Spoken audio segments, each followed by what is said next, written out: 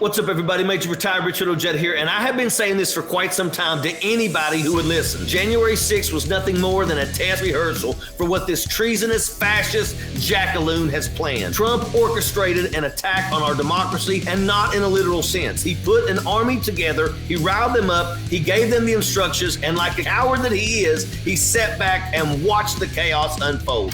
You calm it down!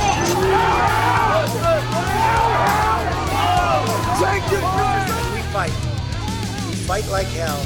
And if you don't fight like hell, you're not going to have a country anymore. The people that attacked our nation's capital on January the 6th were not part of some random mob. They were recruited terrorists. They were targeted because they were both desperate and dumb. And Trump targeted them because he knew that as long as they believed in the cause, they would do anything that he wanted. And does that sound familiar to you? Does that type of recruiting and brainwashing sound familiar? Because it should, because that's exactly what ISIS and other terrorist organizations have been doing across the globe for decades now. That's the one thing that Donald Trump learned from his intelligence briefings as president, how to radicalize, recruit, and train terrorists. The levels of evil in this man cannot be put into words, especially if I have to watch my language. With ridiculous bullshit. The question that I get asked all the time is, why is Trump not in handcuffs yet? The danger that this man poses to our country cannot be more clear. He is determined to start a civil war. And should I say that again? He wants to start a civil war. He wants to see Americans kill fellow Americans. I wonder how many days, just ask for a friend how many days it take the Patriots to take over this country. Think about it. You don't want that to happen here, I don't want it to happen, but if our country and our government and our Congress and Biden and them don't get their heads out of their butt, it's going to happen. I assure you, it's coming.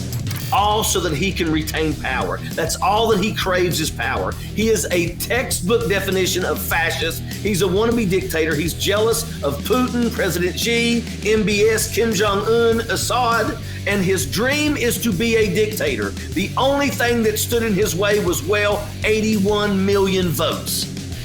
That's his only form of leadership. He should have challenged the election.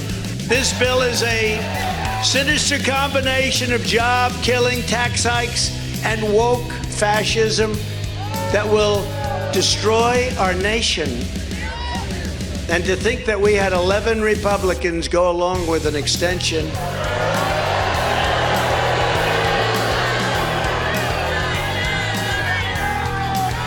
Headed up by Mitch McConnell. 81 million of my fellow countrymen and women are what defeated their orange savior. And I'm not going to dignify Trump's speech with the response because he doesn't deserve one. But who does deserve shame and embarrassment, though, are the Republicans in Congress who look at Donald Trump as their meal ticket. You know, in Lindsey Graham's case, that literally was a meal ticket. He apparently couldn't get enough of the free food, according to Trump's former press secretary. Apparently, she's implying that the only reason I want to be around President Trump is because of the food. So The food? I'll let you determine if that's why I spend time with the president, because I need my next meal. The Republicans in Congress are okay with everything that Donald Trump did as long as they get to stay in power. They're all a bunch of mini fascists. But Stephen Scalise, he's a hypocrite. He's a coward, and he is unworthy of service in public office. Get your thoughts on things. As we watch Steve Scalise squirm out of repeatedly telling the truth, the fear of crossing Trump is evident. It's on his face, and it strikes me that he's someone who was the victim of political violence. He survived being shot by a crazed fanatic.